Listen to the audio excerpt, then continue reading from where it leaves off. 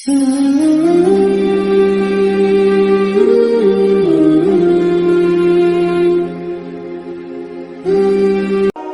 کے حبیب صلی اللہ علیہ وسلم کی خدمت میں ایک شخص حاضر ہوا اور اس نے اذن جہاد طلب کیا. حضور میں جہاد پہ جانا چاہتا ہوں, مجھے اجازت مرحمت فرمائے. حضور نے فرمایا احیٌ والداک, کیا تیرے والدین زندہ ہیں؟ قال نعم, عرض کی ہاں حضور میرے والدین زندہ ہیں. قال ففیہما فجاہد, کہا جا ان کی خدمت کر, یہی تیرا جہاد ہے.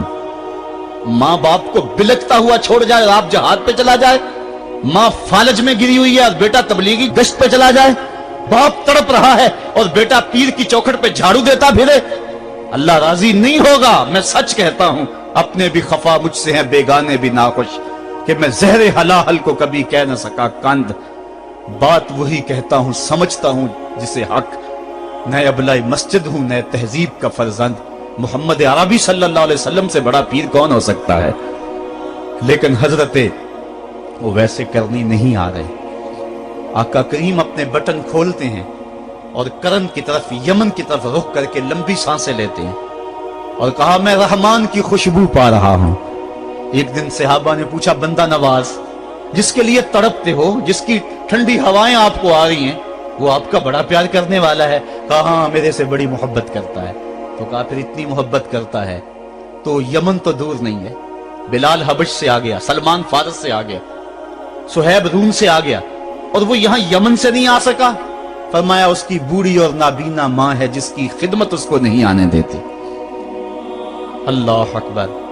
اب حضرت اویس کرنی نہیں آئے لیکن خیر التابعین کہلائے. آئے نہیں لیکن حضور ان کی یاد میں تڑپ رہے. اللہ, بلکہ حضور نے فرمایا کہ کوئی جائے اویس بن عامر کو ملے, اور جب ملے تو اس کو کہنا میری امت کی بخشش کی دعا کرے. جو ماں باپ کی خدمت کرتا ہے اس سے ثابت ہوا اس کی دعائیں قبول ہوتی ہیں.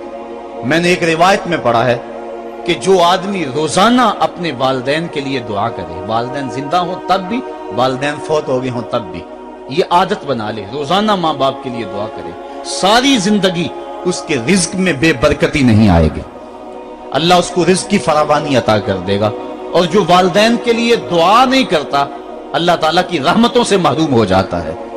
حضرت ابو ہریرہ رضی اللہ تعالیٰ عنہ جب بھی ہاتھ اٹھاتے تھے تو یہ دعا کرتے تھے, اللہم اغفر لأبی ہریرہ ولأمی ولمن استغفر لہما, اے اللہ ابو ہریرہ کو بخش دے, حضرت ابو ہریرہ کی ماں کو بخش دے, اور قیامت تک جو ہم دونوں کے لیے بخشش کی دعا کرے اس کو بھی بخش دے.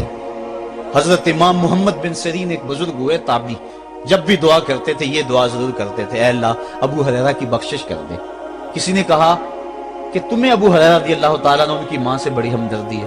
کہا ان سے جو ہمدردی ہونی ہے وہ تو ہونی ہے. انہوں نے کہا ہوا ہے اللہ ابو ہریرہ اور ان کی ماں کو بخش دے, جو ان کے لیے دعا کرے اس کو بھی بخش دے. تو میں دعا کر کے اپنی بخشش پکی کر رہا ہوں. تو والدین کے لیے دعا کرنا اللہ کی رحمت کو دعوت دینا ہے. تو فرمایا کہ جاؤ اویس بن عامر کو جانا اور جا کے اس کو میری امت کے لیے دعا کا کہنا. حضرت سیدنا عمر فاروق حضرت علی المرتضیٰ گئے, جا کے ڈھونڈا تلاش کیا, اویس بن عامر ملے, حضور کا سلام کہا, بس پھوٹ پھوٹ کے رونے لگے.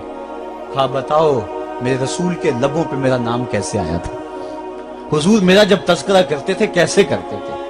یہ درد دیکھا تو بولے کہ کیا آپ اتنی محبت رکھتے ہیں تو پھر ملنے کیوں نہیں آئے حضور کو, اتنا جو پیار رکھتے ہیں تو زیارت کرنے کیوں نہیں آئے. تو حضرت اویس کرنی نے بات کے رخ کو بدلا, کہا تم نے میرے رسول کو دیکھا, تم نے میرے رسول کی زیارت کی ہے؟ کہا ہاں ہم تو صبح و شام وہاں رہے ہیں. کہا پھر بتاؤ حضور کے یہ ابرو جڑے ہوئے تھے یا کھلے ہوئے تھے؟ اب دونوں حیران ہو گئے.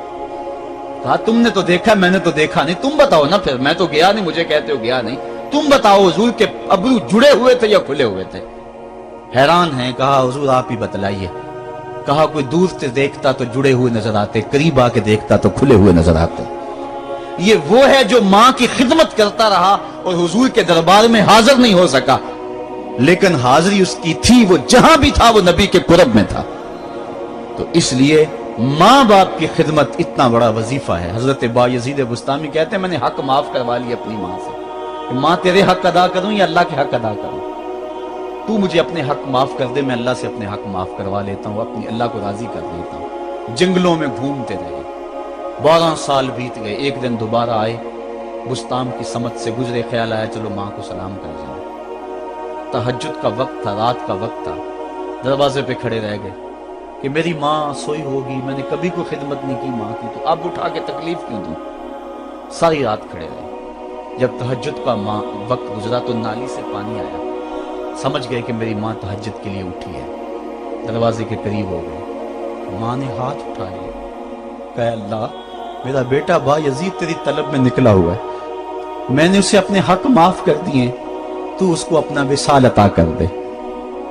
हजरत बा यजीद दरवाजा खटखटाने लगे और माँ के कदमों में लिपट गए और रो के कहने लगे जिस रब को मैं जंगलों में तलाश करता हूँ वो तो रब मेरी माँ के पास है। तो माँ की दुआओं में अल्लाह की रिजा है। माँ राजी हो जाए तो समझ लो खुदा राजी है। अल्लाह ताला जल्ला शानहू ने इरशाद फरमाया वक़दा रब्बुका अल्ला ताबुदू इल्ला इय्याहु, तेरे रब ने यह तय कर दिया है कि उसके अलावा किसी की पूजा नहीं करोगे। व बिल वालिदैन इहसाना, और वालिदैन के साथ उसने सुलूक से पेश आओगे। इम्मा यबलुगन्ना इंदकल किबरा अहदुहुमा औ किलाहुमा फला तकुल लहुमा उफ़्फ़िन वला तनहरहुमा, अगर तेरे पास दो या दोनों में से एक बढ़ापे को पहुंच जाएं तो फिर उनके सामने तूने उफ भी नहीं कहनी और ना उनको झिड़कना है और उनसे नरम लहजे में बात करनी है। जब माँ बाप जवान हो, बच्चों की जरूरियात पूरी कर रहे हैं, उनके तालीमी अखराजात और उनके मुआशी सारे मामलात दुरुस्त कर रहे हो, तो उस वक्त तो वालिदैन की बच्चे ताजीम करते ही हैं। इम्तिहान उस वक्त शुरू होता है जब माँ बाप बूढ़े हो जाते हैं और चलने फिरने की सख्त भी नहीं रहती, सिर्फ सांस की एक डोरी लटकी रहती है। और जिस तरह बच्चा अपने बदन से मक्खी भी नहीं उड़ा सकता था, अब ये हालत माँ बाप पर आ गई और बच्चे की तरह मिजाज चिड़चिड़ा हो गया। जमाने के हालात बदल गए, लेकिन माँ की पुरानी, बाप की वो पुरानी रवश है। वो उसी अंदाज में से डगर में बात करता है। ये आजमाइश के दिन है, ये इम्तिहान के दिन है। अब देखना है वालिदैन की इस वक्त ताज़ीम कौन करता है। फरमाया इम्मा यबलुगन्ना इंदकल किबरा, अगर तेरे पास वो बढ़ापे को पहुंच जाएं, दोनों पहुंच जाएं या तेरी खुशकिस्मती कि दोनों में से एक पहुंच जाएं या दोनों पहुंच जाएं, तो फिर उनकी तूने ताजीम करनी है। क्या कैसे ताजीम करनी है?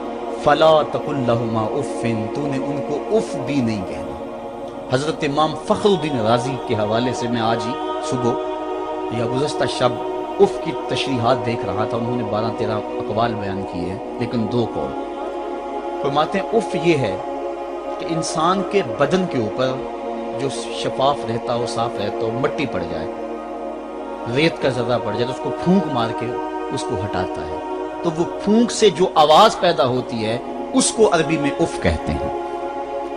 तो फिर उफ हर उस चीज के लिए मनकूल हो गया जो नापसंदीदा है।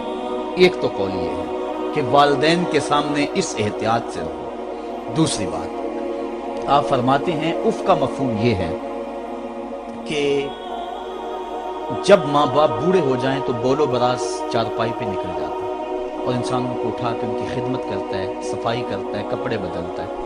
इंसान की तबीयत में जो फितरी नफासत है उसके तहत उसको माँ बाप से जो मकरूह और नापसंदीदा बू आती है उससे वो बचना चाहता है। वो नफरत माँ बाप से नहीं होती, वो नफरत उस बदबू से होती है जो माँ बाप के बदन से या चारपाई से या कपड़ों से उठ रही है। तो बंदा अपने जो है वो नाक पे कपड़ा रख लेता है उस बदबू से बचने के लिए।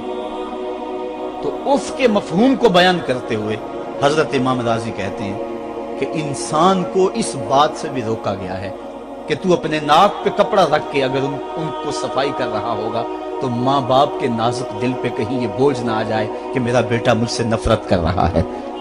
इसलिए वालिदैन की ताजीम का आलम यह है कि तू खुले नाक से उनकी खिदमत करे और वो बदबू सहता रहे और अपने नाक के ऊपर कपड़ा भी न रखे कि तेरे माँ और तेरे बाप के दिल के अंदर इतना खलाल और मलाल भी पैदा ना हो। ये है उफ का जुमरा। हजरत इमाम हसन रदी अल्लाह ताला अन्हु ने सारी जिंदगी अपनी वालिदा हजरत फातिमा ज़हरा के साथ बैठ के खाना नहीं खाया था। एक दिन हजरत सैयदा फातिमा ने फरमाया कि बेटा मेरा जी चाहता है कि मेरे साथ तुम बैठ के खाना खाओ, लेकिन तुमने कभी भी मेरे साथ बैठ के खाना नहीं खाया, क्या वजह है इसकी? हजरत इमाम हसन फरमाने लगे, अर्ज करने लगे, अम्मी मैं इस डर से आपके पास बैठ के खाना नहीं खाता कि कहीं किसी लुकमे की तरफ आपकी नजर बढ़ जाए और मैं अदमे आगही की वजह से अपने हाथ को उस लुकमे के पे डाल लूं और ना जान सकूं कि इस लुकमे को उठाने का इरादा मेरी मां के दिल में पैदा हो चुका है और मैं अल्लाह की रहमतों से महरूम हो जाऊं, इस डर से मैं आपके साथ बैठ के खाना नहीं खाया करूंगा। यानी मां बाप की ताजीम का आलम यह है, उफ तक ना कहो। हजरत सईद इब्न मुसय्यब रज़ी अल्लाह ताला अन्हु जलीलुल कदर ताबी हैं, वो फरमाते हैं कि वालिदैन के सामने बेटे की हालत क्या होनी चाहिए। तो फरमाते हैं जिस तरह भागा हुआ गुलाम पकड़ा जाए और उसको पकड़ के जो है वो आका के सामने पेश कर दिया जाए, तो उस भागे हुए गुलाम को पकड़ के जब आका के सामने पेश कर दिया जाए तो जो हालत उस गुलाम की होती है, बेटे की हालत ये माँ बाप के सामने होनी चाहिए। अब उन बेटों को सोचना चाहिए जो अपने माँ बाप को दकियानुसी का ताना देते हैं और समझते हैं ये ओल्ड फैशन है, इन्हें क्या पता जमाना कहां चला गया है, और उनके फैसलों को मुस्तरद करते हैं। उलमा ने इस बात को तफसील के साथ बयान किया है कि शरीयत के जो कतई ज़ाब्ते हैं, उन ज़ाब्तों और उन कवानीन को और उन मामलात में तो वालिदैन की फर्माबरदारी नहीं होगी, अल्लाह की अगर मासियत होती हो, लेकिन जो मामले शक वाले हैं वहां माँ बाप के कौल को तरजीह दी जाए। तो फरमाया उनके सामने उफ भी नहीं कहनी, वकुल लहुमा कौलन करीमा, और उनसे नरम लहजे में बात करनी है। वख्फिद लहुमा जनाह ज़ुल्ल मिनर रहमा, और उनसे बात और उनके लिए अपने बाजू बिछा लेने हैं नरम दिली की वजह से, नरमी की वजह से। जब जानवर जमीन की तरफ रुख करता है, ऊपर से नीचे की तरफ आता है तो अपने परों को सकेड़ लेता है, तो उसके लिए ये लफ्ज बोले जाते हैं वख्फिज लहुमा जनाह। तो अल्लाह ताला फरमाया जिस तरह वो जानवर इज्जत से अपने बाजू सकेड़ लेता है और फैलाता नहीं है, वालिदैन के सामने तेरी अकड़, तेरा उहदा, तेरा मनसब, तेरी शाने, तू बड़ा ऊंचा है, लोग तुझे सलूट करते हैं, तेरे हाथ चूमते हैं, तुझे सलाम करते हैं, ऊंची कुर्सियों पे तू बैठता है, लेकिन वो सब वहां छोड़ दे और माँ के कदमों में आजिज बन के बैठ जा, बाप के कदमों में आजिज बन के बैठ जा। वहां अपनी उस किसी चीज का लिहाज रख, परिंदा ऊपर कोड़े तो पर खोले, लेकिन जब नीचे आए तो परों को समेट ले। तेरा ओहदा, तेरा मनसब बाहर रहे, जब माँ बाप के पास आए उस वक्त तो मुअद्दब गुलाम की सूरत में अपने वालिदैन के सामने खड़ा। वकुल रब्बिरहमहुमा कमा रब्बयानी सगीरा, और अगला हक ये बयान फरमाया कि अल्लाह की बारगाह में अर्ज़ कराए, अल्लाह मेरी माँ पर भी और मेरे बाप पर भी रहम फरमा।